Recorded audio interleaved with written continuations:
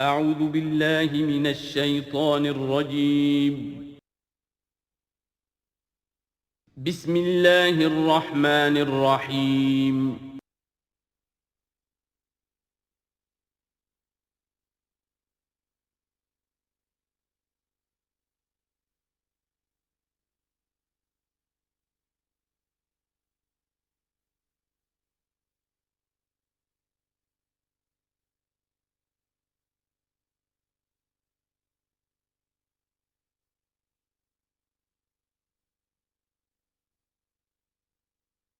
اعوذ باللہ من الشیطان الرجیم بسم اللہ الرحمن الرحیم ومن آیاتہ ان خلقکم من تراب ثم اذا انتم بشر تنتشرون ومن آیاتہ ان خلق لکم من انفسکم ازواجا لتسکنوا الیہا وجعل بینکم مودۃ ورحمۃ ان فی ذلک لآیات لقوم یتفکرون ومن آیاتہ خلق السماوات والارض واختلاف السنتکم والوانکم ان فی ذلک لآیات للعالمین صدق اللہ العظیم۔ سورہ نحل میں ہم نے دیکھا تھا کہ پہلے اللہ تعالیٰ کی خاص خلاقی کی علامات، اس کے خاص جو بھی اس نے تخلیق فرمایا ہے مختلف اعتبارات سے ان کی نشانیوں کا تذکرہ کر کے ان فی ذلک لآیہ، یہ ہم نے سورہ شعراء میں بھی دیکھا، لیکن وہ تاریخی اعتبار سے تھی نشانیاں، اور جو ہیں آفاقی انفسی آیات الہیہ ان کے حوالے سے سورۃ النحل میں یہاں مضمون وہی ہے، لیکن شروع میں کیا جا رہا ان من آیات ہی، بعد میں تذکرہ ہو رہا ہے اللہ تعالیٰ کی اس خلاقی یا خاص اس کی جو بھی رحمت کے مظاہر ہیں ان کا، اور اس کی آیات میں سے ہے کہ اس نے تمہیں پیدا کیا مٹی سے اور پھر تم انسان بن گئے ہو کہ جو زمین میں پھیلے ہوئے ہو۔ ومن آیات ہی، اس کی آیات ہی میں سے یہ ہے ان خلق لکم من انفسکم ازواجا، کہ تمہارے لیے تمہاری نوع ہی میں سے تمہاری بیویاں بنائیں، جوڑے بنائے، لتسکنوا الیہا، تاکہ تم ان کی طرف سکون پکڑو، وجعل بینکم مودۃ ورحمۃ، اور یہ کہ تمہارے مابین ایک دوسرے کے لیے محبت اور رحمت پیدا کر دی۔ ان فی ذلک لآیات لقوم یتفکرون، یقیناً اس میں آیات ہیں ان لوگوں کے لیے جو غور و فکر کریں۔ ومن آیاتہ خلق السماوات والارض، اور اس کی آیات میں سے ہے آسمان اور زمین کی تخلیق، واختلاف السنتکم والوانکم، اور تمہاری زبانوں اور تمہاری رنگوں کا فرق، کتنی بولیاں ہیں، کتنی زبانیں دنیا میں ہیں جو لوگ بولتے ہیں، کتنے مختلف رنگ ہیں لوگوں کے، بہت سے زرد روح ہیں، کوئی سرخ روح ہیں، کوئی سیاہ فام ہیں، مختلف لوگوں کو اللہ نے پیدا کیا ہے۔ تو یہ جو تخلیق میں تنوع ہے یہ بھی اللہ تعالیٰ کی خلاقی کی ایک بڑی علامت ہے۔ ان فی ذلک لآیات للعالمین، یقیناً اس میں ان لوگوں کے لیے کہ جو علم رکھتے ہوں نشانیاں ہیں، آیات ہیں۔ ومن آیاتہ منامکم باللیل والنہار، اور یہ بھی اس کی نشانیوں میں سے ہے، اس کی حکمت اور اس کے علم کی نشانیوں میں سے ہے تمہارا سونا، رات کے وقت بھی اور دن میں بھی قیلولہ انسان کرتا ہے اور رات کے وقت سونا ہے۔ وابتغاؤکم من فضلہ، اور یہ کہ پھر بقیہ اوقات میں جو تم اس کا فضل تلاش کرتے ہو، اس کے لیے بھاگ دوڑ کرتے ہو، محنت کرتے ہو، پھر تمہاری معاشی جد و جہد ہے۔ ان فی ذلک لآیات لقوم یسمعون، یقیناً اس میں نشانیاں ہیں ان لوگوں کے لیے جو سنتے ہیں، یعنی جو دل سے کے کانوں سے سنتے ہیں۔ ایک ہے حیوانوں کی طرح کا سننا، ایک ہے انسانوں کی طرح کا سننا، دل سے سننا۔ ومن آیاتہ یریکم البرق خوفا وطمعا، اور یہ بھی اس کی نشانیوں میں سے ہے کہ وہ تمہیں دکھاتا ہے بجلی، جب بجلی کونتی ہے تو خوف کے ساتھ بھی اور لالچ کے ساتھ بھی۔ خوف بھی ہوتا ہے کوئی طوفان نہ ہو کہ جس سے کوئی تباہی آ جائے،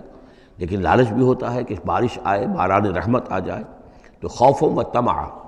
وینزل من السماء ماء، اور پھر برساتا ہے وہ آسمان سے پانی، فیحیی بہ الارض بعد موتہا،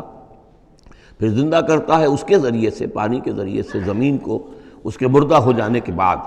ان فی ذلک لآیات لقوم یعقلون، یقیناً اس میں نشانیاں ہیں ان لوگوں کے لیے جو عقل سے کام لیں۔ ومن آیاتہ ان تقوم السماء والارض بامرہ، یہ بھی اس کی نشانیوں میں سے ہے، اس کی قدرت ہے کہ آسمان اور زمین اس کے حکم سے قائم ہیں۔ یعنی یہ سارا جو اجرام سماویہ ہیں، یہ بڑے بڑے کرے ہیں، بڑے بڑے، آج جو ہمیں بتایا جاتا ہے کہ کتنے بڑے سائز کے، ہمارا سورج بیچارہ ان کے سامنے بہت ہی معمولی سی شے ہے، اتنے بڑے بڑے ستارے موجود ہیں، سٹارز موجود ہیں، ان سب کو اپنی اپنی جگہ پر اپنے اپنے مدار میں کس نے تھاما ہوا ہے؟ ثم اذا دعاکم دعوۃ من الارض، پھر جب وہ تمہیں پکارے گا، بس ایک ہی دفعہ کا پکارنا اس کا ہوگا، تم زمین سے اذا انتم تخرجون، تم نکل پڑو گے۔ یعنی اللہ تعالیٰ کی جو شان ہے یقول لہ کن فیکون، اسی طریقے سے اس وقت بھی اللہ کا بس ایک حکم کافی ہوگا۔ وَلَهُ مَن فِي السَّمَاوَاتِ وَالْأَرْضِ، اور جو کچھ بھی آسمان اور زمین میں ہے اسی کا ہے، اسی کی ملکیت ہے۔ كُلٌّ لَهُ قَانِتُونَ، سب اسی کے حکم کے تابع فرمان ہیں۔ وَهُوَ الَّذِي يَبْدَأُ الْخَلْقَ ثُمَّ يُعِيدُهُ، وہی ہے جو پہلے پیدا کرتا ہے، پہلی بار تخلیق فرماتا ہے، پھر اس کو دہراتا بھی ہے، یا دہرائے گا، تمہاری تخلیق دہرائے گا کہ دوبارہ تمہیں پیدا کرے گا۔ وَهُوَ أَهْوَنُ عَلَيْهِ، اور وہ اس پہ زیادہ آسان ہے، زیادہ ہلکا ہے۔ یہ بات پہلے بھی عرض کر چکا ہوں کہ قرآن یہ دلیل لاتا ہے کہ کسی بھی کام کو پہلی مرتبہ کرنا مشکل ہوتا ہے، دوسری مرتبہ کرنا آسان ہے۔ ایک مرتبہ کیا ہے، اس کی جو مشکلات ہیں اس کو اس نے حل کیا ہے، دیکھا ہے، یہ ہمارا تجربہ ہے۔ پہلی مرتبہ کوئی کام کرنا مشکل ہوتا ہے، دوسری مرتبہ وہی کام کرنا نسبتاً آسان ہے۔ لیکن تمہاری سوچ الٹی ہے، تم کہتے ہو اللہ کیسے پیدا کر دے گا دوبارہ؟ بھائی اس نے پیدا کیا تمہیں پہلے یا نہیں؟ یا تو یہ کہو کہ کوئی پیدا کرنے والا ہے ہی نہیں، وہ ایک علیحدہ بات ہو جائے گی۔ لیکن جیسا کہ آپ کو معلوم ہے کہ جو اہل عرب جو مخاطب اول تھے قرآن کے،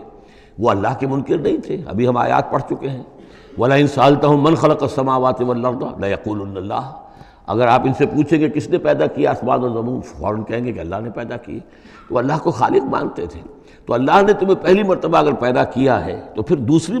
مرتبہ تمہارا پیدا کرنا اس کے لیے بھاری کیوں ہو؟ وَهُوَ أَهْوَنُ عَلَيْهِ، بلکہ جو بھی اصول ہے اس کے مطابق تو اسے اس کے لیے زیادہ آسان ہونا چاہیے، اور ہے بالفعل وہ اس کے لیے آسان ہے۔ وَلَهُ الْمَثَلُ الْأَعْلَىٰ، اور اس کی بڑی بلند شانیں ہیں۔ اصل میں مثال کا لفظ استعمال ہوا، مثلا ان کی مثال، لیکن اللہ تعالیٰ کے لیے چونکہ کوئی مثال کا لفظ بھی استعمال کرنا زیادہ موضوع ہماری سمجھ میں نہیں ہے، تو اس کو ترجمہ بہتر ہے کہ شان، اس کی بہت بلند شان ہے۔ وَلَهُ الْمَثَلُ الْأَعْلَىٰ فِي السَّمَاوَاتِ وَالْأَرْضِ، آسمانوں اور زمین میں۔ وَهُوَ الْعَزِيزُ الْحَكِيمُ، اور یقیناً وہ زبردست ہے، کمال حکمت والا۔ ضرب لکم مثلا من انفسکم، وہ تمہارے لیے تمہارے ہی جیوں میں سے، تمہاری اپنی سوچ جو ہے اس کے حوالے سے ایک مثال بیان کرتا ہے۔ هل لکم مما ملکت ایمانکم من شرکاء فیما رزقناکم فانتم فیہ سواء، کیا تمہارے لیے جو تمہارے ملک یمین ہیں، غلام ہیں، لونیاں ہیں، کیا وہ شریک بھی بن جاتے ہیں تمہارے اس چیز میں کہ جو ہم نے تمہیں رزق دیا ہے؟ ظاہر بات ہے کہ غلام تو غلام رہے گا، وہ شریک تو نہیں ہوگا، وہ برابر کا حقدار اور اختیار تو نہیں رکھے گا۔ اس جو بھی آقا کا مال ہے اور ملکیت ہے اس میں اصل اختیار اور تصرف جو آقا کا ہے۔ غلام تو جو بھی اس کو حکم دیا جاتا ہے وہ بجا لاتا ہے۔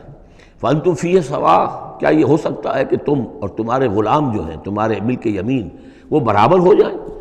اختیار میں، ملکیت میں؟ تخافون کخیفتکم، کیا تم ان کے بارے میں بھی اسی طریقے کی سوچ رکھتے ہو جیسے کہ اپنے بارے میں اندیشے ہوتے ہیں، ایسا نہ ہو جائے، ایسا نہ ہو جائے، اس کا بھی اہتمام کر لیا جائے، اس اندیشے کا بھی سدباب کر لیا جائے؟ کیا جتنی فکر تم اپنے بارے میں کرتے ہو، کیا اتنی ہی فکر اپنے ان غلاموں کے بارے میں بھی کرتے ہو؟ کخیفتکم انفسکم، کیا نگہداشت جو ہے جتنی اپنی کرتے ہو ان کی بھی کرتے ہو؟ کذالک نفصل الآیات لقوم یعقلون، اسی طرح ہم اپنی آیات کو واضح کر رہے ہیں، تفصیل بیان کر رہے ہیں ان لوگوں کے لیے جو عقل سے کام لیں۔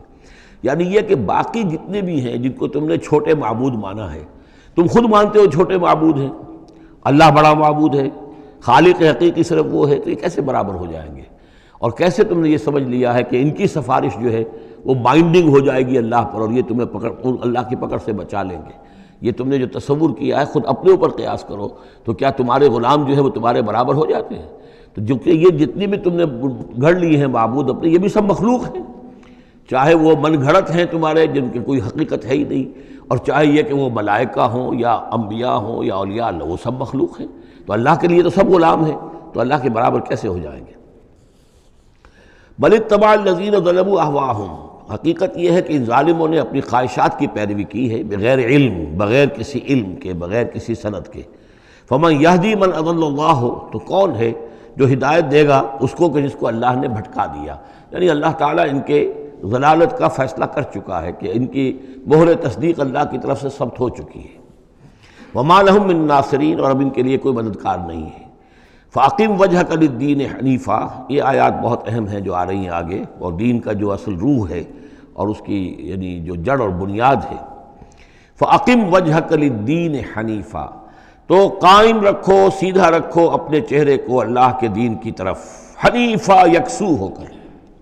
یہ توحیدی شان ہو کہ میری اطاعت، ان صلاتی و نسکی و محیای و مماتی للہ رب العالمین، جیسے حضرت ابراہیم نے فرمایا تھا انی وجہت وجہی للذی فطر السماوات والارض حنیفا وما انا من المشرکین، اب ہر چہار طرف سے اپنی توجہات کو کاٹ کر ذات باری تعالیٰ پر مرکوز کرو۔ فَأَقِمْ وَجْهَكَ لِلدِّينِ حَنِيفًا فِطْرَةَ اللَّهِ الَّتِي فَطَرَ النَّاسَ عَلَيْهَا، یہی وہ فطرت اللہ ہے جس پر کہ اللہ نے انسانوں کو پیدا کیا ہے، انسانوں کی تخلیق اسی پر ہوئی ہے۔ ہر بچہ جو ہے نسل انسانی کا وہ فطرت سلیمہ لے کر آتا ہے، بعد میں اس میں جو گڑبڑ ہوتی ہے اس کے ماحول کی وجہ سے، اس کے والدین جو بھی اس کو سکھا پڑھا دیتے ہیں، جیسا کہ حدیث ہے کل مولود یولد علی الفطرہ، ہر بچہ جو پیدا ہوتا ہے وہ فطرت پر پیدا ہوتا ہے، وہ فطرت اسلام ہے، وہ فطرت اللہ کے دین کی ہے، وہ فطرت اللہ ہے۔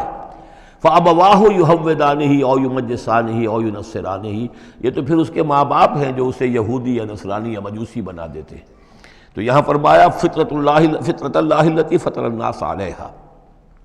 لا تبدیل لخلق اللہ، اللہ کی خلق میں، اللہ کی تخلیق میں کوئی تبدیلی نہیں ہو سکتی۔ ذالک الدین القیم، بس یہی دین ہے قائم رہنے والا سیدھا دین۔ ولکن اکثر الناس لا یعلمون، لیکن اکثر لوگ علم نہیں رکھتے۔ منیبین الیہ، تو فاقم وجہک للدین حنیفا، اسی کے ساتھ کنٹینویشن سمجھیے، منیبین الیہ، اور چونکہ پہلے واحد کے صیغے میں تھا تو حضور سے خطاب تھا، لیکن جیسا کہ میں نے آپ کو بتایا ہے کہ حضور سے خطاب بھی ہوتا ہے ان مکی صورتوں میں، تو گویا کہ امت سے ہو رہا ہے، تو یہاں وہ جمع کا صیغہ ہو گیا کہ اپنے چہرے اللہ کے دین کی طرف یکسو ہو کر سیدھے کر لو، منیبین الیہ، اسی کی طرف رجوع کرتے ہوئے، واتقوہ، اور اس سے ڈرو، وَأَقِیمُوا الصَّلَاةَ وَلَا تَکُونُوا مِنَ الْمُشْرِکِینَ، اور نماز قائم کرو، اور دیکھو مشرکین میں سے نہ ہونا، مِنَ الَّذِینَ فَرَّقُوا دِینَہُم، جنہوں نے اپنے دین کو پھاڑ ڈالا۔ فرق جو ہے کاٹ دینا، توڑ دینا، کل فرق کالطود العظیم فرقنا بکم البحر، یاد کرو جب کہ ہم نے تمہارے ساتھ سمندر کو پھاڑ دیا تھا، وَإِذْ فَرَقْنَا بِكُمُ الْبَحْرَ فَأَنْجَيْنَاكُمْ وَأَغْرَقْنَا آلَ فِرْعَوْنَ وَأَنْتُمْ تَنظُرُونَ۔ فرق کیا ہے؟ پھاڑ دینا، دین کو پھاڑ دینا، توڑ دینے کے معنی کیا ہیں؟ اطاعت ایک حصے میں اللہ کی، ایک حصے میں کسی اور کی، وہ زندگی پھٹ گئی، اب یہ زندگی منتشر ہو گئی، اطاعت آپ کی منتشر ہو گئی، اطاعت صرف اللہ کی ہو، فَدْعُوهُ مُخْلِصِينَ لَهُ الدِّينَ، پکارو اس کو لیکن اسی کے لیے اپنے دین کو خالص کرتے ہوئے، ساری اطاعت اسی کی، یا اس کی اطاعت کے تابع کسی کی اطاعت ہو سکتی ہے، مثلا والد کی اطاعت ہے، والدین کی اطاعت ہے، اساتذہ کی اطاعت ہے، حکمرانوں کی اطاعت ہے، اگر وہ اللہ کی اطاعت کے خلاف نہ ہو، اللہ کی اطاعت کے اندر ہے کوئی حرج نہیں، جس کی چاہو بات مانو، والدین کی مانو، اساتذہ کی مانو، اپنے پیروں کی مانو، جس کی چاہو مانو، حکام کی مانو، بشرطے کہ اس سے اللہ تعالیٰ کا کوئی حکم نہ ٹوٹتا ہو۔ لا طاعۃ لمخلوق فی معصیۃ الخالق، مخلوق میں سے کسی کی اطاعت نہیں کی جائے گی جس سے خالق کی نافرمانی لازم آتی ہو، بس یہ قانون ہے۔ تو من الذین فرقوا دینہم، کہ جنہوں نے اپنے دین کے ٹکڑے ٹکڑے کر دیے، وکانوا شیعا، اور وہ خود ان کو ایک ایک ٹکڑا لے کر علیحدہ ہو گئے، کل حزب بما لدیہم فرحون، اور ان میں سے ہر جماعت جو ہے جو کچھ ان کے پاس ہے اسی پر وہ اترا رہی ہے، اسی کے اوپر مگن ہے، کسی نے کچھ لے لیا ہے دین کا حصہ، کسی نے کوئی دین کا حصہ لے لیا ہے۔ وَإِذَا مَسَّ النَّاسَ ضُرٌّ دَعَوْا رَبَّهُمْ مُنِيبِينَ إِلَيْهِ، اور جب انسانوں کو کوئی تکلیف پہنچتی ہے، سختی پہنچتی ہے، تو وہ پکارتے ہیں اللہ کو، اپنے رب کو، اسی کی جانب رجوع کرتے ہوئے۔ ثم اذا اذاقهم منه رحمۃ، پھر جب اللہ تعالیٰ انہیں اپنی رحمت کا مزہ چکھاتا ہے، اذا فریق منهم بربهم یشرکون، تو ان کی ایک جماعت اور ان کا ایک گروہ جو ہے اپنے رب کے ساتھ شرک کرنے لگتا ہے۔ لیکفروا بما آتیناکم، تاکہ کفر کریں ان چیزوں کے ساتھ جو ہم نے انہیں دی ہیں، یعنی ہماری دی ہوئی شے ہے، رزق ہماری ہے، لیکن اس کو وہ کفر کے لیے استعمال کر رہے ہیں۔ فتمتعوا، اچھا ٹھیک ہے، جو بھی تمہیں فائدہ اٹھانا اٹھا لو، چند دن کی زندگی ہے، بالآخر تو تمہیں ہمارے پاس آنا ہے، یہ تمہارا طرز عمل جو ہے وہ اسی مہلت کے اندر اندر جو تم چاہو کرو، فسوف تعلمون، پھر یہ کہ عنقریب تمہیں معلوم ہو جائے گا کہ اصل حقیقت کیا ہے۔ کلا سوف تعلمون ثم کلا سوف تعلمون، ایک وقت آئے گا جب کہ اصل حقائق جو ہے وہ منکشف ہو جائیں گے۔ ام انزلنا علیہم سلطانا فہو یتکلم بما کانوا بہ یشرکون، کیا ہم نے ان کے اوپر کوئی ایسی سند اتاری ہے جو ان سے جو ان سے یہ کہہ رہی ہو اور ان چیزوں کی تصدیق کر رہی ہو کہ جن کے یہ شرک کر جس کو شریک کر رہے ہیں، یعنی کوئی آسمانی کتاب آئی ہو جس نے انہیں یہ بتایا ہو۔ اب یہاں دیکھیں لفظ یتکلم آیا، جو بات کرتی ہو ان سے، یہی لفظ ہے جو کہ علامہ اقبال نے قرآن کے لیے استعمال کیا ہے، مثل حق پنہا و ہم پیداستو زندہ و پائندہ و گویاستو۔ یہ قرآن جو ہے خود کلام کرتا ہے، آپ اس سے گفتگو تو کیجئے، یہ آپ سے کلام کرے گا، آپ سے بات کرے گا۔ تو پوچھا گیا یہ کہ ام انزلنا علیہم سلطان فہو یتکلم بما کانوا بہ یشرکون، تو کیا ہم نے ان کے اوپر کچھ سند اتاری ہے جو ان سے گفتگو کرتی ہو، جس نے انہیں یہ بتایا ہو کہ یہ شرک کرو، یہ بھی اللہ کے ساتھ شریک ہے اور یہ بھی اللہ کے ساتھ شریک ہے اور یہ بھی اللہ کے ساتھ شریک ہے۔ وَإِذَا أَذَقْنَا النَّاسَ رَحْمَةً فَرِحُوا بِهَا، اور جب ہم لوگوں کو اپنی رحمت کا مزہ چکھاتے ہیں تو پھر وہ بڑے اتراتے ہیں، فخر کرتے ہیں، پھولے نہیں سماتے۔ وَإِن تُصِبْهُمْ سَيِّئَةٌ، اور اگر کہیں کوئی تکلیف آ جاتی ہے، مصیبت آ جاتی ہے، بما قدمت ایدیہم، اور وہ آتی بھی ہے ان کے اپنے ہاتھوں کے کرتوتوں کے باعث، جو ان کے ہاتھوں نے آگے بھیجا ہوتا ہے، اذا ہم یقنطون، تو وہ بالکل مایوس ہو جاتے ہیں، ان کی اور آس توڑ کر بیٹھ جاتے ہیں، ان کی کمر ٹوٹ جاتی ہے۔ اولم یروا ان اللہ یبسط الرزق لمن یشاء ویقدر، کیا وہ دیکھتے نہیں ہیں کہ اللہ تعالیٰ ہی ہے کہ جو رزق کو کھول دیتا ہے، پھیلا دیتا ہے، کشادہ کر دیتا ہے جس کے لیے چاہتا ہے، ویقدر، اور ماپ تول کر دینے لگتا ہے، راشننگ کر دیتا ہے، یعنی تھوڑا تھوڑا دیتا ہے جس کو چاہتا ہے۔ ان فی ذلک لآیات لقوم یؤمنون، یقیناً اس میں نشانیاں ہیں ان لوگوں کے لیے جو مانتے ہیں، جو ماننے والے ہیں، جو یقین کرنا چاہیں۔ فآت ذی القربى حقہ، تو اپنے قرابت دار کو اس کا حق ادا کرو، والمسکین، اور مسکین کو بھی، وابن السبیل، اور مسافر کو بھی۔ ذالک خیر للذین یریدون وجہ اللہ، یہی بہتر روش ہے ان لوگوں کے حق میں جو اللہ کی رضا چاہتے ہیں، اللہ کا چہرے کے طالب ہیں۔ وَأُولَٰئِکَ هُمُ الْمُفْلِحُونَ، اور یقین یہی لوگ ہیں کہ جو فلاح پانے والے ہیں۔ وَمَا آتَیْتُم مِّن رِبًا لِیَرْبُوَ فِی أَمْوَالِ النَّاسِ، یہ آیت میں نے کوٹ کی تھی جب ہم سورہ بقرہ کی آیات پڑھ رہے تھے۔ اور جو کچھ تم دیتے ہو سود پر، یعنی یہ کہ ایک شخص ہے، اس کے پاس جو کچھ بچ گیا ہے، بچت ہے اس کی، اب اس کی دو شکلیں ہیں، یا تو اس بچت کو وہ اللہ نے جن لوگوں کو کم دیا ہے، جو محتاج ہیں، ان کو دے دے، اللہ کے ہاں اجر و ثواب لے لے، اللہ کے دین کے لیے لگا دے، اس کا بھی اجر و ثواب اللہ دے گا، یا بس آخری درجے میں یہ ہے کہ کسی کو قرض حسنہ دے دے تاکہ وہ اپنی ضرورت پوری کر لے اور پھر وہ رقم تمہیں واپس کر دے۔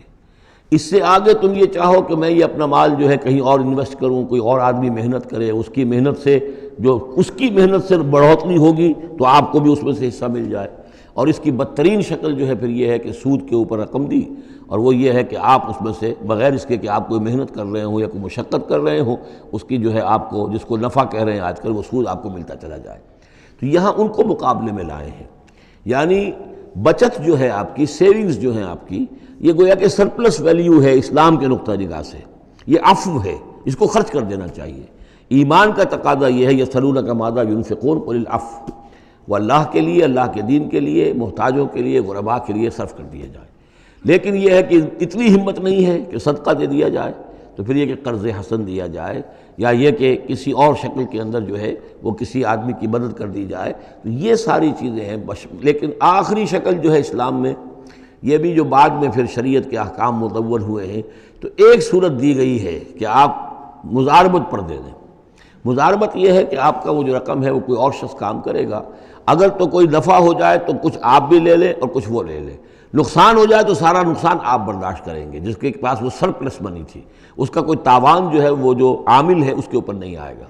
یہ تو تفاصیل بات کی ہیں، لیکن اصل میں جو قرآن مجید سامنے لاتا ہے وہ ہے صدقات اور انفاق فی سبیل اللہ ورسس سود، ربا،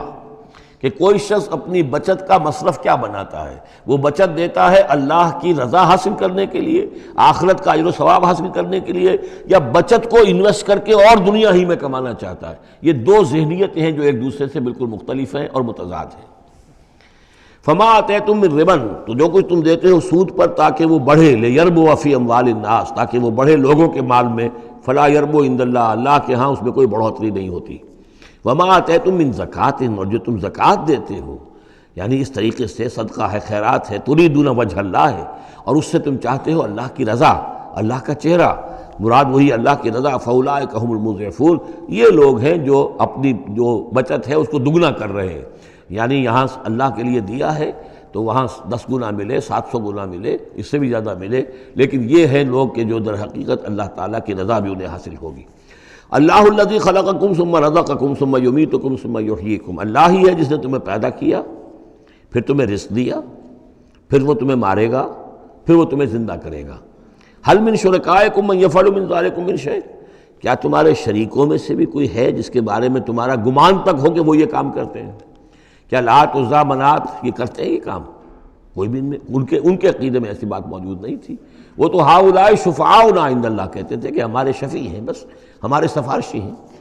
سبحانہ، اللہ پاک ہے، وتعالی، اور بہت بلند و بالا ہے، عما یشرکون، اس شرک سے جو یہ کر رہے ہیں۔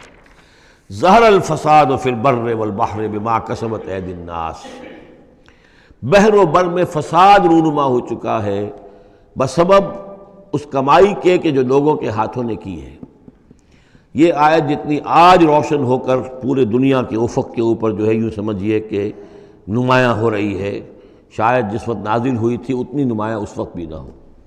اس لیے کہ اس وقت پوری دنیا کا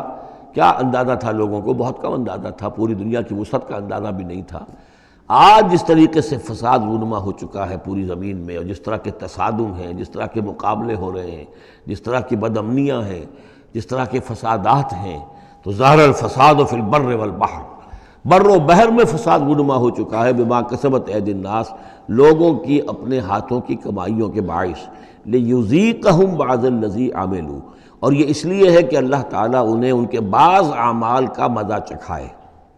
یعنی بعض الذی عملوا، اگر سارے اعمال کا اللہ تعالیٰ یہیں پر اگر سزا دینی شروع کر دے تو کوئی آدمی بچے ہی نہ، ما بقا علی ظہرہ دابہ، تو کوئی بھی ایک بھی انسان نہ رہے زمین کے اوپر، لیکن کچھ اللہ تعالیٰ جو ہے وہ عذاب دیتا ہے، لعلہم یرجعون، تاکہ یہ لوٹیں پھریں، سوچیں، غور کریں، توبہ کریں، رجوع کریں۔ یہ جو کچھ ہو رہا ہے اس وقت وہ اس لیے ہے کہ انسان ہوش میں آئے، یہ آج ہمارے ساتھ کیوں ہو رہا ہے، کس وجہ سے ہو رہا ہے، خاص طور پہ مسلمان سوچیں کیوں ہم ذلیل و خوار ہیں آج، کیوں ذلیل کہ کل تک نہ تھی پسند گستاخی فرشتہ ہماری جناب میں، کیا وجہ ہے؟ اے اللہ، ہم سے تو وعدہ تیرا تھا، انتم الاعلون ان کنتم صادقین، ان کنتم مؤمنین، تم ہی بلند سر بلند ہوگے اگر تم مومن ہوئے، ہمارا یہ حال کیوں ہے؟ اگر ہم یہ سوچیں گے تو نتیجے پر پہنچیں گے کہ اس لیے کہ ایمان نہیں ہے ہمارے پاس، یا دوسرا وجہ یہ ہے کہ ہم نے دین کے حصے بکھرے کر دیے ہیں۔ افتؤمنون ببعض الکتاب وتکفرون ببعض فما جزاء من يفعل ذلك منكم الا خزي في الحیاۃ الدنیا ویوم القیامۃ یردون الی اشد العذاب۔ تو جب آپ سوال کریں گے قرآن سے تو قرآن آپ کو جواب دے گا، لیکن ان چیزوں پر بھی اگر غور کریں، سوچیں، تو جب تک اللہ تعالیٰ کی طرف سے کوئی مہلت ملی ہوئی ہے، کوئی بڑا عذاب آنے سے پہلے، یہ آیت نوٹ کر لیجیے، 41 نمبر آیت ہے، اس لیے کہ 60 آیتیں ہیں سورہ روم کی۔ اس سورہ مبارکہ کی مناسبت مضامین کے اعتبار سے ہے، اس کے بعد سورہ لقمان ہے، پھر سورہ سجدہ ہے۔ سورہ سجدہ کی جو آیتیں ہیں وہ 30 ہیں، اور 21ویں آیت اس کی جو ہے اس کے لگ بھگ ہے، جب ہم پڑھیں گے تو ان کے اندر مناسبت محسوس ہوگی۔ ان 4 صورتوں میں ایک عجیب بات ہے کہ یہ پہلی صورت سورہ عنکبوت، اس کے مضامین کی مناسبت جوڑا اس کا جو وہ 30ویں صورت ہے سورہ لقمان، اور دوسری صورت یہ سورہ روم، اس کا جوڑا جو ہے وہ سورہ سجدہ ہے۔ ان کے مضامین کی مناسبت اس اعتبار سے، اور چاروں نے مل کر ایک سب گروپ کی شکل اختیار کی ہے، جیسے وہ 4 تھیں جو اس سے پہلے ہم پڑھ چکے ہیں۔ ظہر الفساد فی البر والبحر بما کسبت ایدی الناس لیذیقہم بعض الذی عملوا لعلہم یرجعون قل سیروا فی الارض فانظروا کیف کان عاقبۃ الذین من قبل، کہیے ان سے زمین میں گھومو پھرو اور دیکھو کیسا انجام ہوا ان کا جو تم سے پہلے تھے۔ کان اکثرہم مشرکین، ان کی اکثریت مشرکوں پر مشتمل تھی۔ فاقم وجہک للدین القیم، دوبارہ اپنے چہرے کو سیدھا رکھو دین قیم کی طرف، اللہ کے دین کی طرف، من قبل ان یاتی یوم لا مرد لہ من اللہ، اس سے پہلے کہ وہ دن آ جائے کہ جسے پھر اللہ کی طرف سے لوٹانے والا کوئی نہیں ہوگا، یعنی اس سے پہلے کہ وہ دن آ جائے اللہ کے حکم سے کہ جس کو لوٹانے والا کوئی نہیں ہوگا۔ یومئذ یصدعون، اس دن یہ تقسیم ہو جائیں گے، پھٹ جائیں گے، علیحدہ ہو جائیں گے۔ کس طرح ہو جائیں گے؟ کیا پولرائزیشن ہوگی؟ من کفر فعلیہ کفرہ، جس نے کفر کیا ہوگا اس کے کفر کا سارا وبال اسی پر آئے گا۔ ومن عمل صالحا فلانفسہم یمہدون، اور جو لوگ جنہوں نے عمل کام کیے تھے، اچھے عمل کیے تھے، تو ظاہر بات ہے کہ انہوں نے اپنے ہی لیے یہ بستر بچھایا تھا، جو اعمال انہوں نے کیے تھے، تو گویا کہ اس وقت علیحدہ ہو جائیں گے، دودھ کا دودھ پانی کا پانی۔ لیجزی الذین آمنوا وعملوا الصالحات من فضلہ، تاکہ اللہ تعالیٰ بدلہ دے اہل ایمان کو جنہوں نے نیک عمل کیے تھے اپنے فضل سے، انہ لا یحب الکافرین، یقیناً وہ کافروں کو پسند نہیں کرتا۔ ومن آیاتہ، اور اس کی نشانیوں میں سے یہ بھی ہے، ان یرسل الریاح مبشرات، کہ وہ بھیجتا ہے ہواؤں کو جو بشارت لے کر آتی ہیں، وَلِيُذِيقَكُم مِّن رَحْمَتِهِ، اور تاکہ پھر وہ اپنی رحمت سے تمہیں وہ حصہ دے، تمہیں مزہ چکھائے تو اپنی رحمت کا، یعنی باران رحمت کا، وَلِتَجْرِيَ الْفُلْكُ بِأَمْرِهِ، اور تاکہ سمندر کے اندر جو جہاز چلے اور کشتیاں چلیں وہ بھی اس کے حکم سے، وَلِتَبْتَغُوا مِن فَضْلِهِ، اور تاکہ ان کشتیوں پر سفر کر کے تم اللہ کا فضل تلاش کرو، وَلَعَلَّكُمْ تَشْكُرُونَ، اور تاکہ تم شکر کرو۔ وَلَقَدْ أَرْسَلْنَا مِن قَبْلِكَ رُسُلًا إِلَىٰ قَوْمِهِمْ، اور اے نبی آپ سے پہلے بھی ہم نے رسول بھیجے اپنی اپنی قوموں کی طرف، فَجَاءُوهُم بِالْبَيِّنَاتِ، تو وہ لے کر آئے ان کے پاس واضح نشانیاں، معجزات اور واضح تعلیمات۔ فَانْتَقَمْنَا مِنَ الَّذِينَ أَجْرَمُوا، پھر ہم نے انتقام لیا مجرموں سے، وَكَانَ حَقًّا عَلَيْنَا نَصْرُ الْمُؤْمِنِينَ، اور یہ تو ہمارے ذمے تھا کہ ہم اپنے اہل ایمان بندوں کی مدد کریں۔ یعنی یہی ہوا ہے، حضرت نوح اور ان کے ساتھی بچا لیے گئے، حضرت ہود اور ان کے ساتھی بچا لیے گئے، حضرت صالح اور ان کے ساتھی بچا لیے گئے۔ اللہ الذی یرسل الریاح فتثیر سحابا، اللہ ہی ہے کہ جو ہوائیں چلاتا ہے، فتثیر، پھر وہ ہوائیں جو ہیں اٹھاتی ہیں بادلوں کو، فیبسطہ فی السماء، پھر اللہ تعالیٰ ان بادلوں کو پھیلا دیتا ہے فضا کے اندر، کیف یشاء، جیسے بھی وہ چاہتا ہے، ویجعلہ کسفا، پھر ان کو کر دیتا ہے تہ برتہ، یہ مضمون پہلے بھی آ چکا ہے، پھر ان کو تہ برتہ کرتا ہے۔ فَتَرَى الْوَدْقَ يَخْرُجُ مِنْ خِلَالِهِ، تم دیکھتے ہو کہ بارش برستی ہے اور مہ برستا ہے ان کے درمیان سے، فَإِذَا أَصَابَ بِهِ مَن يَشَاءُ مِنْ عِبَادِهِ إِذَا هُمْ يَسْتَبْشِرُونَ، تو جب اللہ تعالیٰ اپنے بندوں میں سے کسی پر اس بارش کو برسا دیتا ہے اس کی زمین پر، تو وہ بڑے خوش ہوتے ہیں، شاداں فرحاں ہوتے ہیں، خوشیاں مناتے ہیں۔ وَإِنْ كَانُوا مِنْ قَبْلِ، اور اس سے پہلے اگرچہ وہ تھے، ان ينزل علیہم من قبل ہی، کہ اس سے پہلے کہ یہ ان پر بارش برسائی گئی ہوتی، لمبلسین، یقیناً بہت ہی نا امید تھے، یقیناً اس سے پہلے مایوس ہو چکے تھے کہ اچانک گھٹا آئی، بشارت آئی، بارش برسی، اب وہ خوش ہو گئے، خوشیاں منا رہے ہیں۔ یہ خاص طور پر جو بارانی زمینیں ہوتی ہیں وہاں کے لوگوں کو اصل میں ان چیزوں کا زیادہ تجربہ ہوتا ہے۔ عام طور پر جہاں آرٹیفیشل اریگیشن ہے تو وہاں یہ نیچرل فنومینا اور اس کے ساتھ یہ نفسیاتی کیفیات اتنی نہیں ہوتی جتنی کہ بارانی زمینوں میں ہوتی ہے۔ فانظر الی آثار رحمت اللہ، تو دیکھو اللہ کی اپنی اللہ کی رحمت کے جو آثار ہیں، نشانیاں ہیں، اس کو دیکھو۔ کیف یحیی الارض بعد موتہا، کیسے وہ زندہ کرتا ہے زمین کو اس کے مردہ ہو جانے کے بعد۔ ان ذالک لمحیی الموتیٰ، وہی ہے جو زندہ کرتا ہے، جو زندہ کرے گا مردوں کو۔ وہو علی کل شیء قدیر، اور یقیناً وہ ہر چیز پر قادر ہے۔ ولئن ارسلنا ریحا، اور اگر ہم بھیجیں کوئی ایسی ہوا، جھکڑ بھیج دیں اس کھیتی کے اوپر، وہ کھیتی کو تباہ و برباد کر دے، فرآہ مصفرا، اور دیکھیں کہ وہ کھیتی تو پیلی پڑ گئی، زرد پڑ گئی، کوئی ایسا آ گیا، کوئی باد سرسر کا جھونکا آ گیا، کیا ہوا؟ فَلَظَلُّوا مِن بَعْدِهِ يَكْفُرُونَ، تو پھر وہ اس کے بعد جو ہے وہ پھر ناشکری کرنے لگتے ہیں اللہ کے جناب میں، کہ ہمارے اوپر تو اللہ کی کوئی رحمت کبھی ہوئی ہی نہیں، ہمارے لیے تو ہماری تو قسمت پھوٹی ہوئی ہے، اللہ تعالیٰ کی طرف سے ہمیں کبھی کوئی خیر ملا ہی نہیں۔ فَإِنَّكَ لَا تُسْمِعُ الْمَوْتَىٰ، تو اے نبی آپ نہیں سنا سکتے مردوں کو، وَلَا تُسْمِعُ الصُّمَّ الدُّعَاءَ اذا ولوا مدبرین، نہ ہی آپ ایسے بہرے لوگوں کو سنا سکتے ہیں اپنی پکار اور اپنی دعوت کہ جو پیٹھ موڑ کر بھی چلے گئے ہوں۔ یعنی بہرا جو ہے اگر آپ کے آمنے سامنے رو در رو ہے تو کم سے کم اشاروں کے نائوں میں کوئی بات اسے سمجھائی جائے، لیکن یہ لوگ جو ہیں یہ تو ایسے بہرے ہیں کہ جو ساتھ ہی پیٹھ موڑ کر چل بھی دیے ہیں، لہذا آپ کوئی شکل نہیں ہے کہ آپ اپنی دعوت اور جو بھی ابلاغ و تبلیغ ہے اس کا ان کے اوپر کوئی اثر پیدا کر سکیں۔ وَمَا أَنْتَ بِهَادِ الْعُمْيِ عَنْ ضَلَالَتِهِمْ، اسی طرح آپ اندھوں کو ان کی گمراہی اور ان کی ضلالت سے، بھٹکنے سے آپ بچا نہیں سکتے، ہدایت نہیں دے سکتے۔ ان تسمعوا الا من یؤمن، آپ نہیں سنا سکتے مگر انہی کو جو مانتے ہیں، بے آیاتنا، ہماری آیات کو، فہم مسلمون، پس وہ ہماری فرما برداری اختیار کرتے ہیں۔ اللہ الذی خلقکم من ضعف، وہ اللہ ہی ہے جس نے تمہیں بنایا کمزوری سے، یعنی جب تم پیدا ہوتے ہو تو بہت کمزور ہوتے ہو، ثم جعل من بعد ضعف قوۃ، پھر تمہاری اس کمزوری کے بعد اللہ تعالیٰ تمہیں قوت عطا فرماتا ہے، جوانی آتی ہے، آدمی کڑیل جوان بنتا ہے، پھر اس کے ثم جعل من بعد قوت ضعفا، پھر قوت کے بعد پھر ضعف آ جاتا ہے، پھر یہ ادھیڑ عمر ہوئی اور قوا کے اندر جو ہے اضمحلال پیدا ہونا شروع ہوا، پھر بڑھاپا آ گیا، وشیبہ، اور پھر یہ کہ سفید بال ہو جاتے ہیں، یخلق ما یشاء، اللہ تعالیٰ پیدا کرتا ہے، تخلیق فرماتا ہے جو چاہتا ہے۔ وَهُوَ الْعَلِيمُ الْقَدِيرُ، اور یقیناً وہ سب کچھ جاننے والا اور ہر شے پر قدرت رکھنے والا ہے۔ وَيَوْمَ تَقُومُ السَّاعَةُ يُقْسِمُ الْمُجْرِمُونَ، اور جس دن قیامت قائم ہوگی قسمیں کھائیں گے یہ مجرم، مَا لَبِثُوا غَيْرَ سَاعَةٍ، نہیں رہے وہ سوائے ایک گھنٹے کے، ایک گھڑی کے، بس ایک گھڑی رہے دنیا میں اور یا اس عالم برزخ میں، اس سے زیادہ نہیں۔ كَذَلِكَ كَانُوا يُؤْفَكُونَ، جس طرح اس وقت ان کے جو ہے ہوش ٹھکانے نہیں ہوں گے، اسی طرح وہ دنیا میں بھی اچک لیے جاتے تھے، یعنی حقیقت کو نہیں سمجھتے تھے، حقیقت کو نہ تسلیم کرتے تھے نہ مانتے تھے۔ وقال الذين اوتوا العلم، اور کہیں گے وہ لوگ کہ جن کو کہ علم حاصل تھا، جو صاحب شعور تھے، والایمان، اور جن کو ایمان حاصل تھا، لقد لبثتم فی کتاب اللہ الی یوم البعث، اے بدبختو تم رہے ہو اللہ کے حساب اور اللہ کی کتاب کے مطابق یوم بعث تک۔ یہ سارا تم ایک گھنٹہ جسے کہہ رہے ہو یہ عالم برزخ تھا، بڑا طویل برزخ کا عالم تھا۔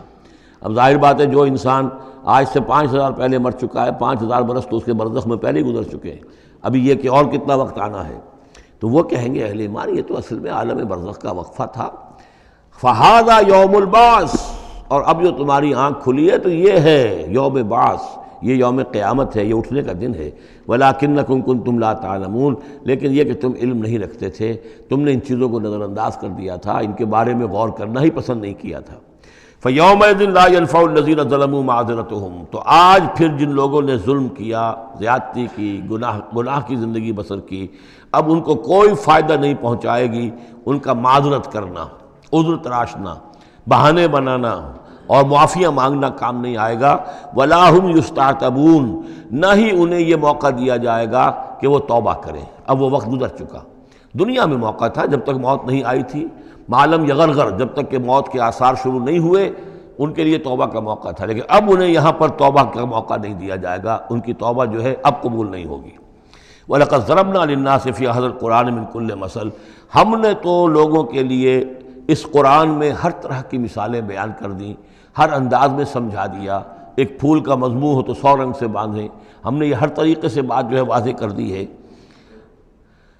وَلَئِنْ جِئْتَهُمْ بِآیَةٍ، اور جب آپ ان کے پاس اگر آپ لے آئے ان کے پاس کوئی نشانی، لَيَقُولَنَّ الَّذِينَ كَفَرُوا إِنْ أَنْتُمْ إِلَّا مُبْطِلُونَ، تو یہی کہیں گے یہ لوگ کافر کہ نہیں ہو مگر تم جھوٹ گھڑ رہے ہو، یہ جھوٹی باتیں ہیں، من گھڑت باتیں ہیں جو تم کر رہے ہو، یا یہ کہ تم نے کوئی جادو کر دیا ہے۔ كَذَلِكَ يَطْبَعُ اللَّهُ عَلَىٰ قُلُوبِ الَّذِينَ لَا يَعْلَمُونَ، اسی طرح اللہ مہر کر دیا کرتا ہے ان لوگوں کے دلوں پر جو علم نہیں رکھتے۔ فَاصْبِرْ، بس اے نبی صلی اللہ علیہ وسلم آپ صبر کیجئے۔ إِنَّ وَعْدَ اللَّهِ حَقٌّ، اور جیسا کہ میں نے عرض کیا یہ صرف حضور کے لیے نہیں ہے، حضور کی وساطت سے تمام مسلمانوں کو۔ تو اے نبی آپ اور اے اہل ایمان تم سب صبر کرو۔ ان وعد اللہ حق، اللہ کے وعدے پر یقین رکھو، اللہ کا وعدہ سچا ہے، اس کی مدد آئے گی، غلبہ دین کو ہوگا، حق کا ہوگا، لیکن یہ کہ اس کے ابھی بہرحال ابھی اس کے امتحان اور بھی ہیں، تمہارا امتحان تو لیا جائے گا۔ احسب الناس ان یترکوا ان یقولوا آمنا وهم لا یفتنون، پھر سورہ بقرہ کی وہ آیت ذہن میں لائیے، وَلَنَبْلُوَنَّكُمْ بِشَيْءٍ مِّنَ الْخَوْفِ وَالْجُوعِ وَنَقْصٍ مِّنَ الْأَمْوَالِ وَالْأَنفُسِ وَالثَّمَرَاتِ، یہ اللہ امتحان تو لے گا، لیکن اللہ کے وعدے پر پختہ یقین رکھو۔ إِنَّ وَعْدَ اللَّهِ حَقٌّ وَلَا يَسْتَخِفَّنَّكَ الَّذِينَ لَا يُوقِنُونَ، اور دیکھنا کہیں وہ لوگ جو یقین نہیں رکھتے تمہیں ہلکا نہ کر دیں، یعنی تمہارے ان کا دباؤ جو ہے تم برداشت نہ کر سکو اور تم پیچھے ہٹ جاؤ، کو پسپائی اختیار کر لو۔ اس کے معنی کیا ہوئے؟ بڑے بودے نکلے، بڑے کمزور نکلے۔ دیکھنا کہیں ایسا نہ ہو کہ یہ تمہارے دشمن، یہ مشرک، یہ کافر جو دباؤ ڈال رہے ہیں، کہیں تمہارا بودا پن ظاہر ہو جائے اور وہ تمہیں ہلکا کر کے رکھ دیں۔ اس کی بجائے جمے رہو، ڈٹے رہو، کوہ ہمالیہ کی طرح کھڑے رہو، اور اللہ تعالیٰ کے دین کے لیے جو تن من دھن لگا رہے ہو اسی طریقے سے لگاتے رہو، بالآخر اللہ تعالیٰ تمہیں نجات دے گا، دنیا میں بھی آخرت میں بھی۔ سورۃ لقمان، بسم اللہ الرحمن الرحیم، الف لام میم، تلک آیات الکتاب الحکیم۔ اس سورہ مبارکہ کی ابتدائی آیات جو ہیں وہ سورہ بقرہ کی ابتدائی آیات سے بہت مشابہ بھی ہیں، اور دوسرے یہ کہ اس میں ایک لطیف فرق ہے، وہ ابھی آپ کے سامنے آ جائے گا۔ تلک آیات الکتاب الحکیم ھدی ورحمۃ للمحسنین الذین یقیمون الصلاۃ ویؤتون الزکاۃ وہم بالآخرۃ ہم یوقنون اولئک علی ھدی من ربہم واولئک ھم المفلحون۔ پانچویں آیت تو یہاں ہے وہی پانچویں آیت ٹھیک سورہ بقرہ کی ہے، اولئک علی ھدی من ربہم واولئک ھم المفلحون۔ پہلی آیت الف لام میم یہاں ہے، پہلی آیت الف لام میم سورہ بقرہ کی بھی ہے۔ نوٹ کیجئے کہ وہاں آیا تھا ھدی للمتقین، یہ تقوی والوں کے لیے جن میں کوئی حق کی طلب ہے، جو چاہتے ہیں نیک راستے پر چلنا، جن میں طلب ہدایت ہے، ان کے لیے ہدایت ہے۔ یہاں ایک لفظ کا اضافہ کیا، اگلی منزل چونکہ بیان ہو رہی ہے، ھدی و رحمتاً للمحسنین، یہ جو بلند ترین منزل ہے، جو احسان کے مقام تک پہنچ جائیں، ان کے حق میں یہ صرف ہدایت ہے، ہدایت نہیں رحمت بھی ہے۔ تو یہاں تقابل اگر کریں گے، الف لام میم ذالک الکتاب لا ریب فیہ ھدی للمتقین، یہاں فرمایا تلک آیات الکتاب الحکیم، یہ ایک بڑی حکمت بڑی کتاب کی آیات ہیں، اور یہ ہدایت ہے اور رحمت ہے محسنین کے حق میں۔ اور یہ محسنین جو ہے قرآن کی اصطلاح کے طور پر، جیسا کہ میں بیان کر چکا ہوں سورہ مائدہ میں، کہ یہ پہلا درجہ ہے اسلام، اس سے اوپر ایمان، اس سے اوپر احسان۔ اذا اتقوا وآمنوا وعملوا الصالحات ثم اتقوا وآمنوا ثم اتقوا واحسنوا واللہ یحب المحسنین، ان کے حق میں یہ قرآن رحمت ہے۔ الذین، اب ان کے یہ اوصاف ہیں جو نماز قائم رکھتے ہیں، ویؤتون الزکاۃ، وہاں ہے ومما رزقناہم ینفقون، یہاں باقاعدہ لفظ زکوٰۃ آ گیا، وہ زکوٰۃ دیتے رہتے ہیں، یا یہ کہ اپنے تزکیے کے لیے ایک مسلسل کوشاں رہتے ہیں۔ وہم بالآخرۃ ہم یوقنون، اور آخرت پر ان کا پورا یقین ہے۔ اصل شے جو ہے جو انسان کے عمل اور کردار پر اثر انداز ہوتی ہے وہ ایمان بالآخرہ ہے۔ اولئک علی ھدی من ربہم، یہ لوگ ہیں ہدایت پر اپنے رب کی جانب سے، واولئک ھم المفلحون، اور یہی ہیں فلاح پانے والے۔ وَمِنَ النَّاسِ مَن يَشْتَرِي لَهْوَ الْحَدِيثِ لِيُضِلَّ عَن سَبِيلِ اللَّهِ بِغَيْرِ عِلْم، لوگوں میں سے کچھ ایسے بھی ہیں کہ جو کھیل کی باتیں خریدتے ہیں، کھیل کود، اور تاکہ لوگوں کی توجہ ادھر ہو جائے۔ اور یہ باقاعدہ کیا ہے نضر بن حارث جو رؤسائے قریش میں سے تھا، اور اس شخص کا معاملہ یہ تھا کہ یہ حضور کے شدید ترین مخالفین میں سے تھا۔ اس نے یہ کیا کہ یہ لوگ جو ہیں، چونکہ عربوں کے اندر ذوق تو تھا، ان کے ہاں اچھے شاعروں کی بڑی قدر تھی، خطبہ ادب جو ہے، فصاحت و بلاغت جو ہے اس سے ان کو دلچسپی تھی، قرآن مجید کی فصاحت اور بلاغت انہیں اپنی طرف کھینچتی تھی۔ وہ چاہتے تھے کہ یہ لوگ سنیں ہی نہ،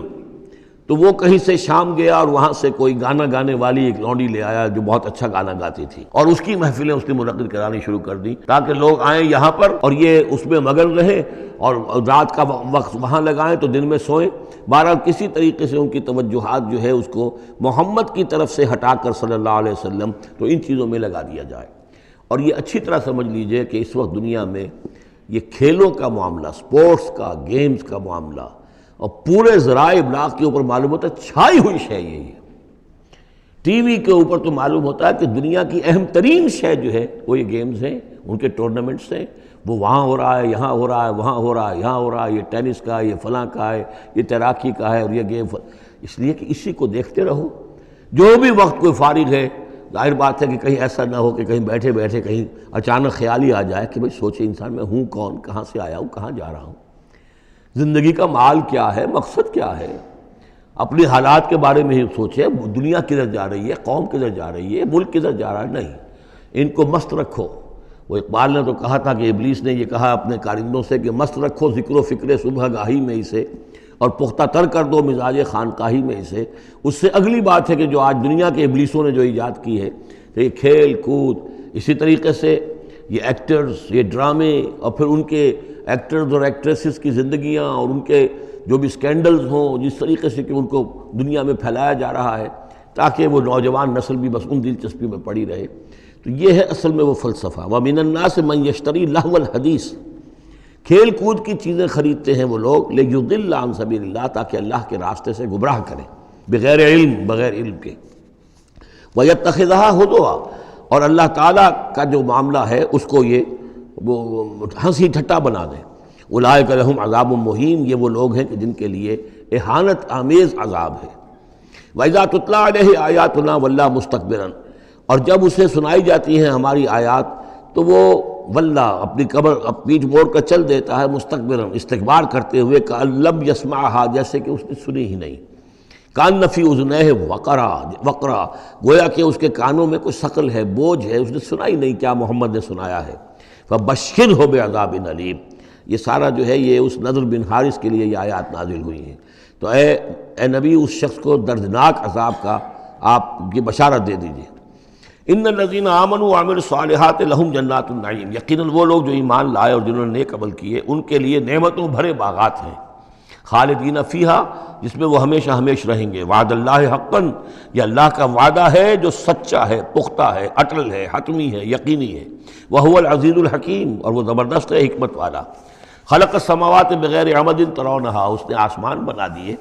بغیر ستونوں کے جو تمہیں نظر آتے ہوں۔ وَأَلْقَى فِي الْأَرْضِ رَوَاسِيَ أَن تَمِيدَ بِكُمْ، اور اس نے زمین میں ایسے لنگر ڈال دیے ہیں کہ تمہیں لے کر ایک طرف کو لڑک نہ جائے، جھک نہ جائے۔ وَبَثَّ فِيهَا مِن كُلِّ دَابَّةٍ، اور اس میں ہر طرح کے جانور جو ہے پھیلا دیے ہیں۔ وَأَنزَلْنَا مِنَ السَّمَاءِ مَاءً، اور اس نے اتارا ہے آسمان سے پانی۔ فَأَنبَتْنَا فِيهَا مِن كُلِّ زَوْجٍ كَرِيمٍ، اور اس میں ہر طرح کے جو ہے جوڑے نباتات کے اس نے پیدا کر دیے ہیں، ہر طرح کے۔ آپ کو معلوم ہے کہ ان کی بھی فیملیز ہوتی ہیں، یہ سٹرس فیملی ہے اور یہ فلاں فیملی ہے، اس طریقے سے اللہ تعالیٰ نے ان کے بھی خاندان بنائے ہوئے۔ ھذا خلق اللہ فارونی ماذا خلق الذین من دونہ، یہ تو ہے اللہ کی تخلیق، تم بھی مانتے ہو کہ اللہ نے بنایا، پھر ذرا مجھے دکھاؤ کیا چیز بنائی ہے انہوں نے جو اس کے سوا معبود تم نے بنا لیے ہیں۔ بل الظالمون فی ضلال مبین، ظاہر ہے کہ ایسے ان کے عقیدے میں بھی یہ بات نہیں تھی۔ یہ دوسری بات ہے کہ وہ متوجہ نہیں ہوتے تھے، جو کچھ کر رہے ہیں اس کا کبھی تجزیہ نہیں کرتے تھے، لیکن یہ ہے کہ یہ ظالم جو ہے یہ کھلی گمراہی میں پڑے ہوئے ہیں۔ اب جو دوسرا رکوع آ رہا ہے سورہ مبارکہ کا، یہ ہمارے اس منتخب نصاب کا ایک اہم درس ہے، اور یہ منتخب نصاب کا پہلا حصہ ہے جو جامع اسباق، سورۃ العصر، پھر آیت البر، تیسرا سبق یہ ہے، اس لیے کہ اس میں بھی وہ انسان کی نجات کے لیے جو چیزیں لازم ہیں وہ سب کی سب ان کا ایک اسکیلیٹن سمجھیے، اس کا جو ہے ایک خاکہ جو ہے، بلو پرنٹ اس کے اندر بھی آ گیا ہے۔ اور یہ اصل میں ایک ایسے شخص کی مثال ہے جو نہ خود نبی تھے نہ کسی نبی کے پیروکار تھے، لیکن وہی جو بات میں نے بارہا آپ سے عرض کی ہے کہ سلیم الطبع انسان، سلیم الفطرت انسان، اور سلیم العقل انسان، فطرت کج نہ ہوئی ہو، پرورٹڈ نہ ہو، اور انسان کی عقل جو ہے اس کے اوپر پردے نہ پڑ گئے ہوں، تو انسان کچھ حقائق تک خود پہنچ جائے گا چاہے کسی نبی کی دعوت اس تک نہ پہنچی ہو۔ وہ مقام کیا ہے کہ وہ پہچان لے گا کہ اس کائنات کا ایک خالق ہے، وہ اکیلا ہے، وہی اس کا مدبر ہے، وہی چلا رہا ہے، وہ تمام صفات کمال سے بتمام و کمال متصف ہے۔ پھر یہ کہ اس نے جو ہمیں پیدا کیا ہے تو زندگی صرف یہ زندگی نہیں ہے بلکہ کوئی اور زندگی بھی ہوگی، اس کے پاس لوٹنا بھی ہوگا، ہم اس کی طرف جائیں گے اور پھر ہمیں اپنے اعمال کا محاسبہ وہاں پر فیس کرنا ہوگا اور جزا و سزا ہوگی۔ یہاں تک انسان پہنچ سکتا ہے، یعنی ایمان ابھی نہ کہیے، ایمان تو تصدیق کو کہتے ہیں، ایمان کا لفظ تو ہوتا ہے جبکہ نبی کی دعوت کی تصدیق کی جائے تو لفظ ایمان ہے، لیکن یوں سمجھیے کہ معرفت یا حکمت، معرفت اور حکمت کے یہ دو سٹیشنز ایسے ہیں کہ جس تک انسان پہنچ جاتا ہے بغیر وحی کی رہنمائی کے، اگر اس کی فطرت سلیم ہے، اس کی عقل سلیم ہے۔ اس کے بعد وہ سوال کرتا ہے، یہی میں نے سورہ فاتحہ میں آپ کو بتایا تھا کہ سورہ فاتحہ دعا ہے، لیکن کس شخص کی دعا ہے؟ عام آدمی کی دعا نہیں ہے، وہ ہمیں تلقین تو کی گئی ہے، نماز میں ہم وہی پڑھتے ہیں، لیکن اس میں پیش نظر کیا ہے کہ ایک شخص جو اپنی سلامتی طبع، سلامتی فطرت، سلامتی عقل سے یہاں تک تو پہنچ گیا کہ الحمدللہ رب العالمین الرحمن الرحیم مالک یوم الدین ایاک نعبد، یہاں تک تو وہ پہنچ گیا ہے۔ اے رب پھر تیری ہی بندگی کرنی چاہیے، تیری ہی مرضی پر چلنا چاہیے، لیکن تیری مرضی کس شے میں ہے یہ ہمیں معلوم نہیں، تو کس چیز سے راضی ہوتا ہے، کس سے ناراض ہوتا ہے یہ ہمیں معلوم نہیں، تیری بندگی کیسے کریں یہ ہمیں معلوم نہیں۔ تو اس سے آگے پھر ہے وہ جو اہدنا الصراط المستقیم، ایاک نعبد و ایاک نستعین اہدنا الصراط المستقیم۔ تو ایسی ایک شخصیت تھی حضرت لقمان کی، جہاں تک روایات ہیں ان سے معلوم ہوتا ہے کہ یہ حبشی النسل تھے۔ نوبیا ایک جگہ ہے کہ جو سوڈان اور یوں سمجھیے کہ مصر کے تقریباً درمیان یا سرحد پر ہے، وہاں یہ رہتے تھے اور کارپینٹر تھے، لیکن یہ کہ اللہ تعالیٰ ذہانت جس کو بھی چاہے دے دے، لیکن ان کے اندر اللہ تعالیٰ نے وہ ذہانت بھی دی تھی، اور وہ سلامتی فکر، سلامتی عقل، سلامتی فطرت، سلامتی قلب، اس کے نتیجے میں وہ اس چیز تک پہنچ گئے تھے، توحید تک، اور اس کے ساتھ ہی یہ ہے کہ اعمال انسان کے جو ہیں وہ ضائع جانے والے نہیں ہیں، ان کا کوئی نہ کوئی بدلہ مل کر رہے گا۔ باقی یہ کہ جو چیزیں وہی سے معلوم ہوتی ہیں، جنت دوزخ، وہ تو ان کے تذکرہ نہیں ملے گا اس کے اندر، جو چیزیں، اور کسی رسول کا تذکرہ بھی نہیں ملے گا، اس لیے کہ وہ کسی رسول کے امتی ہوتے تو تذکرہ کرتے۔ یہاں انہوں نے جو اپنی ایک حکیم اور دانا انسان نے اپنے ساری عمر کے سوچ کا جو لب لباب ہے، خلاصہ ہے، حاصل ہے، وہ اپنے بیٹے کو اپنے انتقال کے وقت وصیت کی شکل میں منتقل کیا ہے، اور اس کو اللہ تعالیٰ نے قرآن میں نقل کر دیا، کیونکہ ان کے اقوال کوٹ کیے جاتے تھے۔ جیسے ہم کوئی تقریر کرتے ہیں تو کبھی علامہ اقبال کا حوالہ دیتے ہیں، ان کا شعر کوٹ کر دیتے ہیں، کبھی کسی اور کا، تو یہ بھی اصل میں عرب میں خطباء اور شعراء جانتے تھے کہ یہ لقمان جو ہیں یہ بہت ہی حکیم اور دانا انسان تھے، اور ان کے اقوال جو ہیں کوٹ کیے جاتے تھے اشعار میں بھی اور خطبات میں بھی۔ تو اللہ نے بتایا کہ دیکھو یہ لقمان بھی جو اپنی سلامتی طبع اور سلامتی فکر کی وجہ سے جہاں تک پہنچا، وہ وہی اصول ہے کہ جن کی طرف محمد تمہیں دعوت دے رہے ہیں صلی اللہ علیہ وسلم۔ وَلَقَدْ آتَيْنَا لُقْمَانَ الْحِكْمَةَ، اور ہم نے لقمان کو دانائی عطا کی۔ دانائی کا نتیجہ کیا تھا؟ انشکر للہ، کہ شکر کرو اللہ کا۔ دانائی کا تقاضا، فطرت کی سلامتی کا تقاضا کیا ہے؟ جو بھی آپ کے ساتھ بھلائی کرے اس کے لیے ایک احسان مندی کے جذبات آپ میں پیدا ہونے چاہیے۔ اگر نہیں ہو رہا ہے تو فطرت جو ہے پرورٹڈ ہے، بس ہو گئی، جو بھی بھلائی کرے۔ اور عقل کا تقاضا کیا ہے کہ اصل جو ہے منعم اس کو پہچان لیا جائے، اور وہ اللہ ہے۔ تو نتیجہ کیا نکلے گا؟ وہ سلامتی طبع جمع سلامتی عقل، تو اللہ کو پہچان لیا جائے اور کہا جائے الحمدللہ، جہاں سے قرآن مجید شروع ہوتا ہے۔ انشکر للہ، کہ شکر کرو اللہ کا۔ ومن یشکر فانما یشکر لنفسہ، جو کوئی بھی شکر کرتا ہے تو وہ شکر کرتا ہے اپنے ہی بھلے کے لیے، اپنے ہی فائدے کے لیے۔ ومن کفر فان اللہ غنی حمید، اور جو کفران نعمت کرتا ہے، ناشکری کرتا ہے، تو اللہ تو غنی اور حمید ہے۔ وَإِذْ قَالَ لُقْمَانُ لِابْنِهِ، اب یہاں سے حضرت لقمان کی وہ نصیحتیں ہیں جو انہوں نے اپنے بیٹے کو کی ہیں، یہاں مذکور نہیں ہے، لیکن مراد یہی ہے کہ انتقال کے وقت،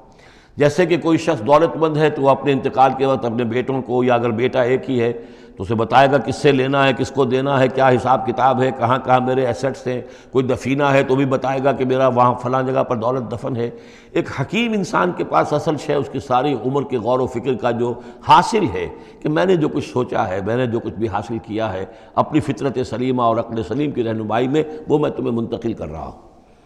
وَإِذْ قَالَ لُقْمَانُ لِابْنِهِ وَهُوَ يَعِظُهُ، یاد کرو جب کہ کہا لقمان نے اپنے بیٹے سے اور وہ اسے نصیحت کر رہے تھے،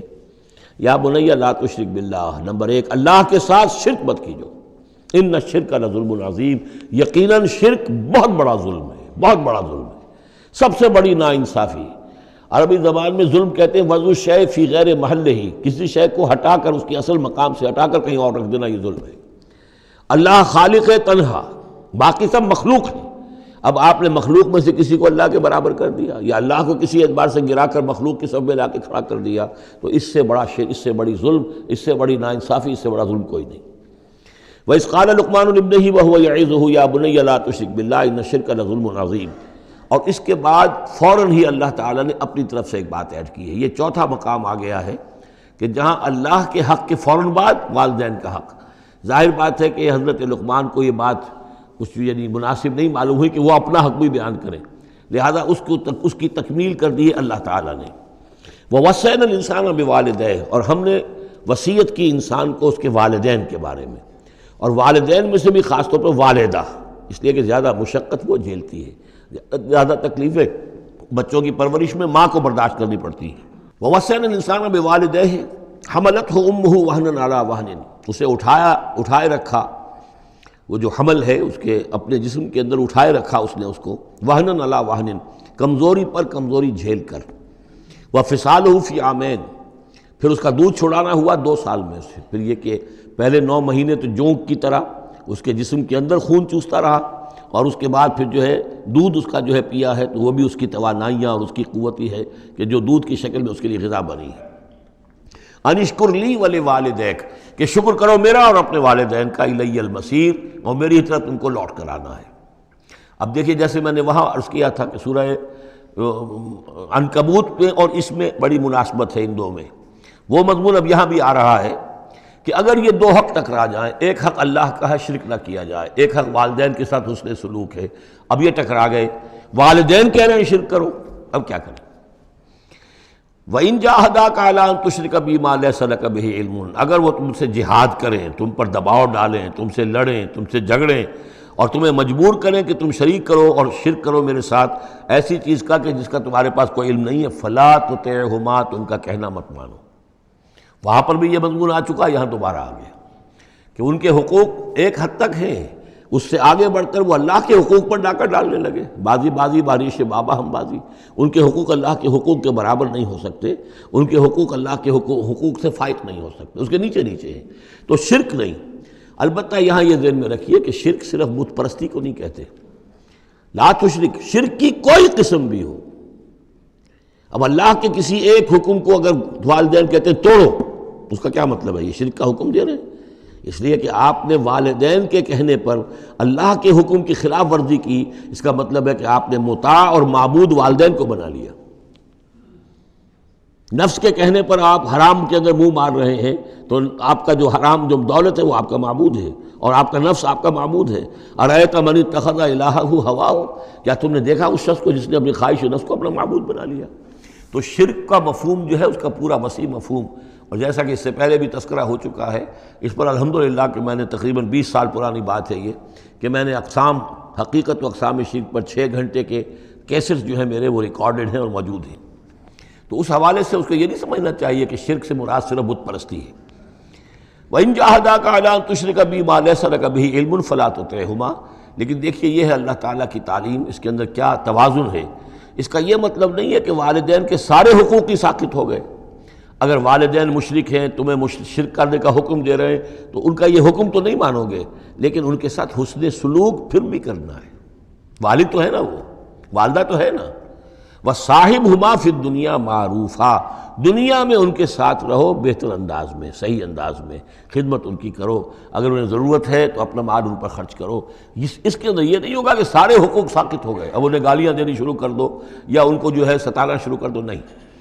لیکن اگر وہ اللہ کے حکم کے خلاف کوئی حکم دیتے تو مت مانو. وَاتَّبِعْ سَبِيلَ مَنْ أَنَابَ إِلَيَّ، اور پیروی کرو اس شخص کے راستے کی کہ جو میری طرف اپنا رخ کر چکا ہے. یعنی والدین کا اتباع نہیں ہے، والدین کی اطاعت نہیں ہے، والدین کے ساتھ حسن سلوک ہے. اطاعت ہوگی اگر اللہ کی اطاعت کے مطابق، اس کے دائرے کے اندر تو اطاعت بھی ہوگی، لیکن بالفعل اور آزادانہ کوئی اطاعت نہیں والدین کی. کہیں بھی قرآن مجید میں نہیں آیا اپنے والدین کی اطاعت کرو. کیا حکم دیا گیا؟ حسن سلوک، نیک سلوک. ان کی ضرورت، ان کی خبر گیری ہے، ان کی خدمت ہے، ان کی ضروریات کا لحاظ رکھنا، اس کا حکم ہے. باقی پیروی کرو اس شخص کی جس نے اپنا رخ میری طرف کر لیا ہے، وہ کوئی بھی ہے. پہلے انبیاء ہوتے تھے، انبیاء کی پیروی کرو. اب انبیاء نہیں ہیں، انبیاء کے خادم ہیں. انبیاء کی امتوں میں جو شخص بھی اٹھا ہے دین کی دعوت لے کر، جس نے اپنا رخ کر لیا ہے، جس نے کہا میں چل رہا ہوں اللہ کے راستے میں، کون میرا ساتھی بنتا ہے، تو پیروی کرو اس کی. وَاتَّبِعْ سَبِيلَ مَنْ أَنَابَ إِلَيَّ، پیروی کرو اس شخص کے راستے کی جس نے اپنا رخ میری طرف کر لیا ہے. ثُمَّ إِلَيَّ مَرْجِعُكُمْ، پھر میری ہی طرف تم سب کا لوٹنا ہے. والدین بھی یہیں آ جائیں گے میرے پاس، تم بھی آ جاؤ گے. فَأُنَبِّئُكُم بِمَا كُنتُمْ تَعْمَلُونَ، پھر میں تمہیں جتلا دوں گا جو کچھ کہ تم کرتے رہے تھے. اب یہاں بیچ میں جو آگے اللہ کی طرف سے آگے آئی، حضرت لقمان کی نصیحت صرف ابھی ایک آئی تھی، یا بنی لا تشرک باللہ ان الشرک لظلم عظیم، اے میرے بچے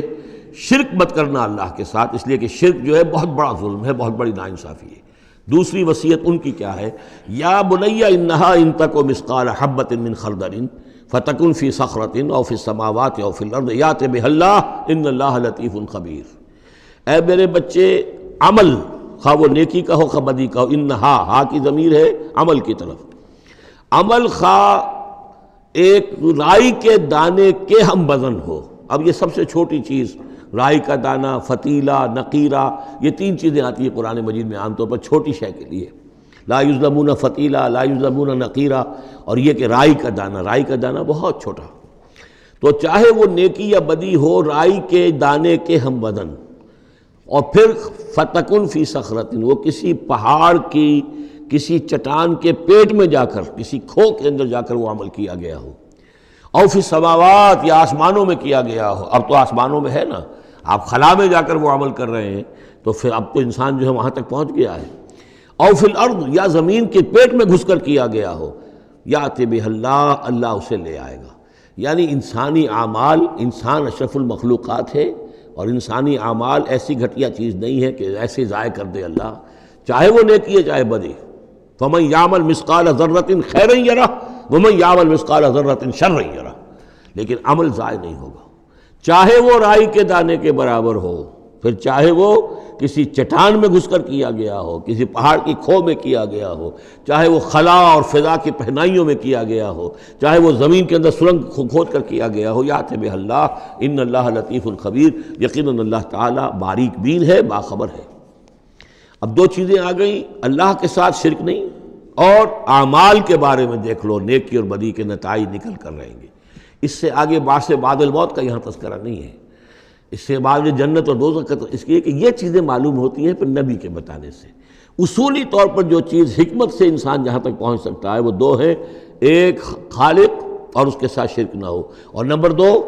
اس اعمال انسانی ان کا ضرور بدلہ ملے گا۔ اب اس کے بعد تیسری بات، یا بنی اقم الصلاۃ، نماز قائم رکھ، یعنی جس اللہ کو تم نے پہچان لیا ہے، اب محض ایک مرتبہ پہچان لینا کافی نہیں ہوگا، اسے یاد رکھنا ضروری ہے، ورنہ شیطان تمہیں ورغلائے گا، تمہیں ادھر ادھر سے جو ہے تمہارا نفس تمہیں غلط راستے پر ڈال دے گا، جب تک کہ یہ ایمان باللہ مستحضر نہ رہے ذہن کے اندر۔ اور ایمان باللہ کو مستحضر رکھنے کے لیے ذکر ہے جو ہم پڑھ چکے ہیں، اتل ما اوحی الیک من الکتاب واقم الصلاۃ ان الصلاۃ تنہی عن الفحشاء والمنکر۔ لہذا اب نماز کون سی تھی وہ ہم نہیں جانتے، لیکن کوئی ذریعہ ایسا ہونا چاہیے کہ تم اللہ کو یاد کیا کرو۔ یا بنی اقم الصلاۃ، اور نمبر 4 وامر بالمعروف وانہی عن المنکر، اور نیکی کا حکم دو اور بدی سے روکو۔ یہ بھی تمہاری ذمہ داریوں میں سے ہے، یہ بھی انسان کی، یوں سمجھیے کہ اس کی انسانیت، اس کی شرافت، اس کی مروت کا تقاضا ہے کہ وہ اپنے جو ابنائے نو ہیں،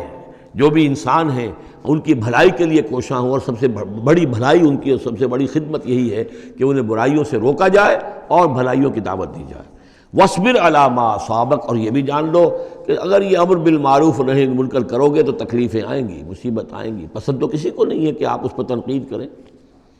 اگر آپ کسی بچے کو بھی سڑک پر کھیل رہا ہو، گلی میں کھیل رہا ہو، اگر آپ اس سے کہہ دیں کہ بیٹے یہ کوئی کرکٹ کھیلنے کی جگہ نہیں ہے، کسی کی گاڑی کا شیشہ توڑو گے تم، تو آپ دیکھ لیجئے پھر کیا آپ کا وہ اس کو کیا جواب دے گا آپ کو۔ اسی لیے آپ بولتے ہی نہیں ہیں کہ اپنی عزت لے کر وہاں سے نکل جائیں۔ تو کسی کو بھی نصیحت پسند نہیں ہے، حق کڑوا ہے، لہذا آپ اگر حق کہنا ہے اور نصیحت کرنی ہے تو پھر تیار رہو کہ وہ ممکن ہے تمہیں پلٹ کر گالی دے دے،